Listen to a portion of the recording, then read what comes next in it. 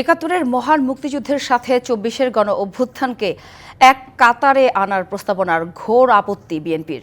জাতীয় ঐকমত্য কমিশনে দলের এমন মতামত জমা দিয়ে দলটির স্থায়ী কমিটির সদস্য সালাউদ্দিন আহমেদ বলেন, সংবিধানের মূলনীতি পরিবর্তনের পক্ষে নন তারা।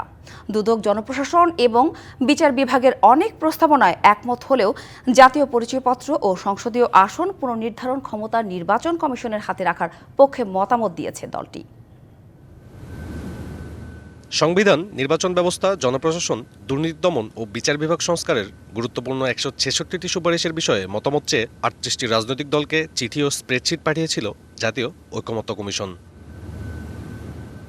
সে আলোকে রোববার দুপুরে কমিশনের কাছে দলীয় মতামত জমা দেন বিএনপি স্থায়ী কমিটির সদস্য সালাউদ্দিন আহমেদের নেতৃত্বে ৩ সদস্যের প্রতিনিধি দল। সংসদ ভবনে এলডি হলে প্রতিবেদন জমা দিয়ে বিস্তারিত তুলে ধরেন সালাউদ্দিন আহমেদ। সংস্কার নিয়ে বিচার বিভাগের সুপারিশের প্রায় সবগুলোতে একমত হলেও সংবিধান ইস্যুতে দলের ব্যাপক আপত্তির কথা জানান সালাউদ্দিন আহমেদ। সংবিধানের সবচাইতে গুরুত্বপূর্ণ এবং একটি প্রথম পৃষ্ঠার অংশ হচ্ছে প্রস্তাবনা, প্রিয়াম্বল নামে আমরা যেটাকে চিনি, সেটা পুরোপুরি পরিবর্তনের বা সংশোধনের একটা প্রস্তাব আছে, অনেকটা রিরাইটিং এর মতো। সানবিট সব দিবে সামাল। সানবিট ম্যাজিক প্রেস ডিশওয়াশিং এর মাথা ঘোরানো সলিউশন।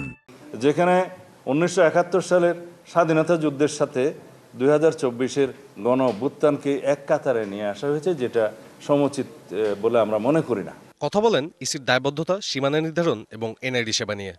নির্বাচন কমিশনের ক্ষমতাকে খর্ব করার জন্য সংস্কার কমিশন কিছু রিপোর্ট দিয়েছে, যেগুলো আমরা মনে করি নির্বাচন কমিশনের স্বাধীনতার মধ্যে হস্তক্ষেপ, এবং যেগুলো আমরা মনে করি নির্বাচন কমিশনের এখতিয়ারের মধ্যেই থাকা দরকার।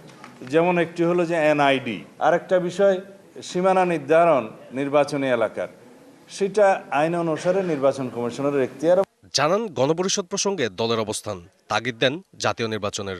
আমরা একটা বৃহত্তর ঐক্যমতের ভিত্তিতে এসে সংবিধানে একটা ব্যাপক সংশোধিত সংবিধান পেতে পারি। সেই সংবিধানকে তারা নতুন সংবিধান বলতে পারে, আমাদের তো আপত্তি নেই, এখানে গণপরিষদের কোনো প্রয়োজন নেই। এখন তারা সেই রিপাবলিককে নতুন রিপাবলিক তাদের নামে ডাকতে পারে, আমাদের আপত্তি নেই। কিন্তু সেই আইডিয়াটা পুরো জাতির উপরে ইম্পোজ করাটা কতটা যুক্তিসঙ্গত, সেটা আলোচনার দাবি রাখে। ৩৮টি দলের মধ্যে এখন পর্যন্ত জাতীয় ঐকমত্য কমিশনে সংস্কার প্রতিবেদন জমা দিয়েছে ১৯টি দল। সাব্বির রোজ, ডিবিসি নিউজ, ঢাকা।